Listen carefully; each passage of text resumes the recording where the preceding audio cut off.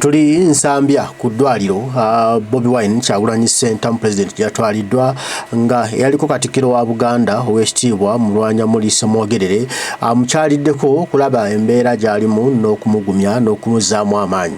Ono nno byasanzeeyo bimwennyamiza bimweraliikiriza era nga kakasizza nti ddala bano abasajja badde bagenderedde okujja Kyagulanyi Center mu Bobi Wine mu bulamu obwensi kubanga naye kennyini byalabyeko ne byawulidde mu butambi bwe yalabye byamukakasizza nti Gen. Museveni alina olukwe okutta Kyagulanyi tamwetaaga kubanga amutadde ku kakaliriro. Agamba nti ebigambo byadde byogerwa mbu shoot him ye byamumazemu amaanyi ne byongera okumutiisa n'embeera gyasanze mu Kyagulanyi yeewuunyiza bwawunya okuba nti Mukama akyamukuumya okuba nti akyali mulamu nga teyafudde kubanga abasajja badde beesomye kumujja mu bulamu obwensi n'obuvune bwe yatuusiddwako bw'alina ku mugulu n'obweyoleka lwatu nti abasajja badde basazeewo okumugjamu omukka asigale nga tuddamu rest in peace. Kale kankuwe ow'ekitiibwa Mulwanyamuli Semwogerere ensonga azattaanye.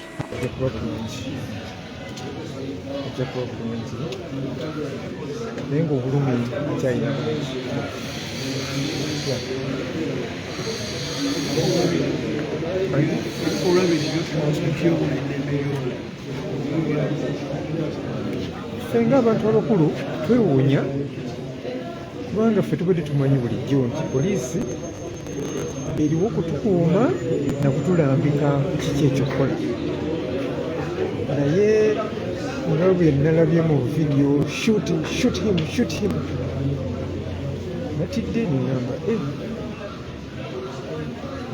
kino nga kizibu nnyo era nze ndowooza nti embeera eyo tulina okusala amagezi ne bwe tuba na busungu bwa ngeri ki embeera eyo tulina okugivaamu. Lino eggwanga lyaffe ate lyaffe ffenna kasita tuba nga tukuuma amateeka. Nze ndowooza poliisi yandibadde etuyambako okukuuma amateeka na kutulambika wa bwe tutali batuufu, naye okutukuba amasasi nga tutambula ekyo kyannemesesa. I was a bit shocked because for us old people, our hope is that the police should be protecting and guiding us. We get shocked when they order to shoot somebody who is traveling, who is not even demonstrating. By the way, even if he was demonstrating, you don't have to shoot him. So, it's a pity, but I appeal to our government.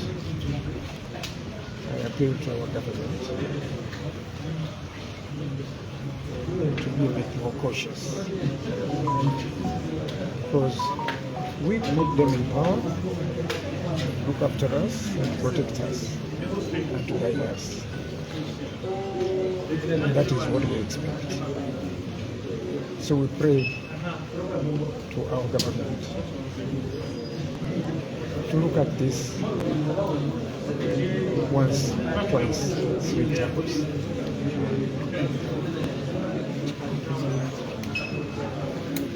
Yes, ow'ekitiibwa Mulwanyamuli abadde azze kulambulako ku pulezidenti wa Uganda ow'ekkumi Robert Kyagulanyi.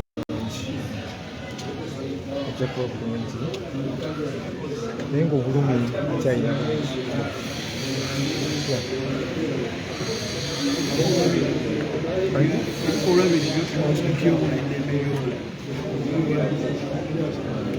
senga abantu abakulu twewuunya kubanga ffe tubadde tumanyi bulijjo nti poliisi eriwo kutukuuma na kutulambika kiki ekyokukola, naye nga bwe nalabye mu vidiyo shoot him natidde ningamba kino nga kizibu nnyo era nze ndowooza nti embeera eyo tulina okusala amagezi ne bwe tuba na busungu bwa ngeri ki embeera eyo tulina okugivaamu. Lino eggwanga lyaffe ate lyaffe ffenna kasita tuba nga tukuuma amateeka. Nze ndowooza poliisi yandibadde etuyambako okukuuma amateeka na kutulambika wa bwe tutali batuufu, naye okutukuba amasasi nga tutambula ekyo kyannemesesa. I was indeed shocked, because for us old people, our hope is that the police should be protecting and guiding us. We get shocked when they order to shoot somebody who is traveling, who is not even demonstrating. By the way, even if he was demonstrating, you don't have to shoot him. So, it's a pity. But I appeal to our government.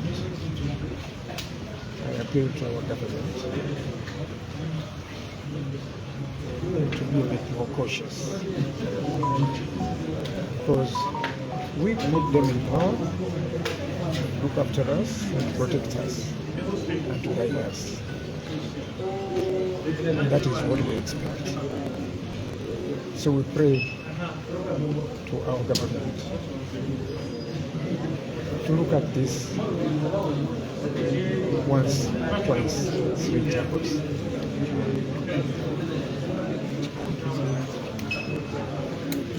Yes, Oweekitiibwa Mulwanyamuli abadde azze kulambula byebyo ebigambo by'Oweekitiibwa Mulwanyamuli Semwogerere ng'ayogera ku mbeera President Kyagulanyi Ssentamu Robert Bobi Wine gy'alimu mu ddwaliro Nsambya. Ayogera kuba nti obutali bwenkanya buli mu ggwanga Uganda era ddala nga weebuli kuba abasajja bali mu kwewakanira ddala mbu bo tebannakuba ku Kyagulanyi. Mbu Kyagulanyi yabuuse bubuusi ng'ayingira emmotoka neyeekuba ku mmotoka ye kennyini mbu mmotoka yamukubye so si bo. Naye nga bwewetegereza akatambi kano era Oweekitiibwa kyekimutiisizza akatambi kano Kyagulanyi yabadde ng'ali awo olaba engeri gye bamukubyemu.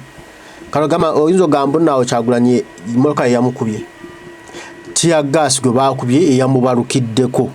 Okitegedde baba kasemu tiya gaasi nga ebintu yadde na bya mirembe tewali n'abantu baliwo mmotoka zokka ze ziriwo kati wadde akuba mmotoka tiya gaasi mmotoka zadde zimukoze eki. Okitegedde tewali muntu aliwo baliwo Kyagulanyi n'abantu abamukuuma nini balyoka bamukuba okutuusa nga bamutuusiza kweyo embeera kubanga baatumiddwa bakole ekyo gwe mulimu ogwa batumiddwa okukola nti Uganda shoot him, we want him dead. Okitegedde kati bino polisi beri mu kwewakana Oweekitiibwa yali mu kwogerako nti yeewuunya polisi eyandibadde evunaanyizibwa kutukuuma ate okubanga yevunaanyizibwa okututta yevunaanyizibwa okutuggyamu obulamu yevunaanyizibwa okutusaanyaawo so nga ate ebadde erina kutukuuma amateeka we gagigamba nti etukuume so tetutta naye yo kati obulamu bwayo bwakututta omulimu gwayo gwakututta gwetunulako era gwebeerako nti kambatte yelowooza kimukutta telowooza kukuuma bulamu bw'abantu kuba tewowoozawo Kyagulanyi yabadde akozeewo kyawo tekiriiwo. Era bwewetegereza ennyo omanyi bano bafala balowooza muno tetutegeera bino Oweekitiibwa byali mu kwogerako Oweekitiibwa Mulwanyamuli Semwogerere byali mu kwogerako nti byamumazeemu amaanyi nnyo bwe tugezaako twetegereze ku butambi obw'enjawulo poliisi bwe eri mu kusaagiramu ne Museveni bali mu kusaagiramu balooza mu bufeesi tulina bwongo tetutegeera tulyawo tulinga bifeetete waliwo obutambi oledde obufuluma obulaga ekituufu ekyabaddewo bo wadde bali mu kweka n'okwogera ebitagattagatta obwino yenna tumulya n'obujulizi bwonna weebuli obulaga ebikolero byabwe bye baakoze ebyatusiza Kyagulanyi mu mbeera gy'alimu bo nga wadde bali mu kulimbalimba ensi balowooza muno banaalimbalimba ne balimbalimba mbuno ensi ejja kubayinga bye bagamba naye ate abantu abo baabuuka baavaawo dda mumugenda okuvayo n'ebintu byammwe n'ebiboozibozi byammwe ng'ensoledde n'obujulizi si ku zino kamera ezajja bataayi bange gwe njagala tunuulira akatambi kano Bobi Wine yabadde ajja bagamba mbuno yadde ali mu kwekalakaasa yabadde ajja buzzi nga bagenda waka polisi gyavudde ne balumba Kyagulanyi gyali nga bakuba tiya gaasi abaana ne bagwa kiwalazima. Njagala tunuulira akatambi kano kekano yes njagala gotunuulira akatambi kano bulungi olabe wano wabadde okwekalakaasa wabadde okuba omuntu n'omwejjinja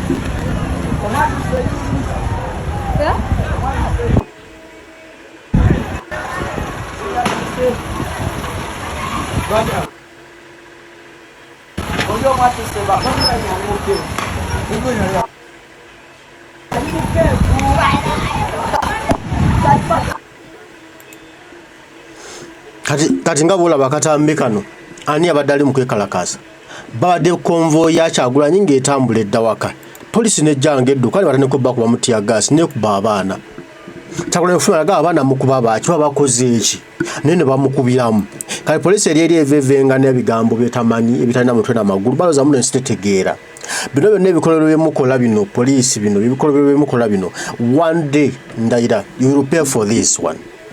You will pay for these actions. Laba bakutawo ogenda kulaba bakuba nga joli balina kye bakoze. Abana abasanze bavuga pichi zaabwe na bakuba ennume z'ebigo ku pichi. Kati laba bali mu bakuba laba mizike gye basamba tunuulira. Olaba how they are mistreating them. Olaba engija basamba mu emigere ogiraba obalaba baloze nsite balaba obalaba kuba abana tolina kye bakoze n'eki badde bakulembedde mu kulembeza waabwe bavuga bagenda waka. Laba bakuba weebuuza abakuba bakubira ki. Gosanga oto omuntu ng'avuga agenda notandika okumukuba talina kyakoze from nowhere n'omukuba. Bino ebikola bino byebakola balooza mbuno bali immune. Neze mbalayirira mwenna abali mu bukulembeze wano kino nkyogera muntu nulye munnetegereze mwenna abali mu bukulembeze wano ba mu poliisi oba mu magye oba mu gavumenti ya Museveni aganyabo bino ebimukola namwe wanudde bijja bakulwako mbalayirira mujja kubirabako within your lifetime ate mujja kukyagala.